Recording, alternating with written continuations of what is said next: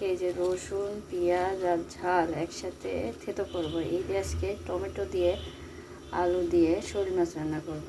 এই হলো মাছ কেটে ফ্রিজে রেখেছিলাম, আলু টমেটো এই দিয়ে রান্না করব। গায়ের সাথে থাকুন, দেখতে থাকুন। এভাবে আমি ছেঁচে নিব গাইস। এই আমি মশলা দিয়ে দিলাম। এই মশলা একটু সামান্য কষিয়ে নেওয়ার পরে আমি মাছ দিয়ে দেবো। সেখানে আমি একটু পানি দিয়ে দিলাম, দিয়ে মাছটা আর একবার কষাই নেব যাতে কাঁচা গন্ধটা বের না হয়। গাইস এই দেখুন আমার শোল মাছ কষানো হয়ে গেছে। এখন আমি মাছগুলা উঠাই নেব। মাছ উঠাই নেব।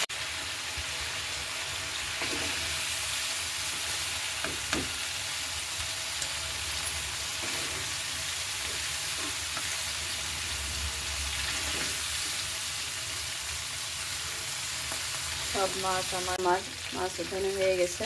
আমি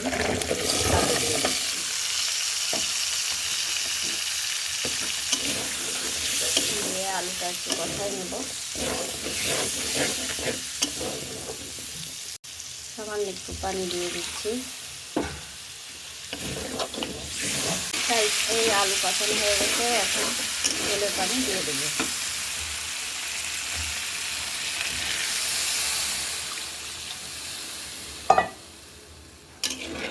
সহজ জিনিসভাবে আমি এই রেখে দিলাম। চুলায় যাওয়ার পরে গাইস এখন আমি টমেটোটা দিয়ে দেবো। এই দেখুন টমেটোগুলো দিয়ে দিলাম, নাড়াচাড়া দিয়ে নেব। তারপর এখন আমি এই যে মাছ, সে কষানো মাছটা দিয়ে দিচ্ছি।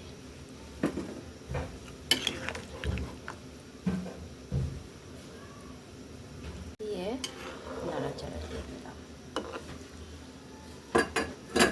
আবার ঢেকে দিব।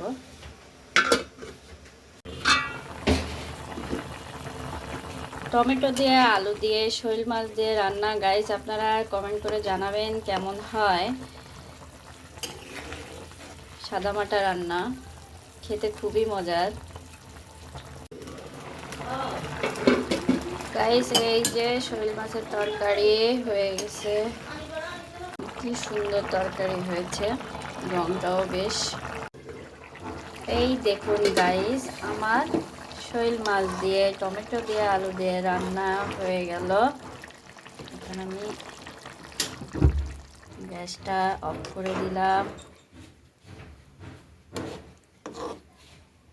ঠান্ডা হলে আমি এটা নামিয়ে নেব। এই দেখুন গাইস তরকারিটা কি সুন্দর রং হয়েছে। এই আমি নামিয়ে নিচ্ছি। এই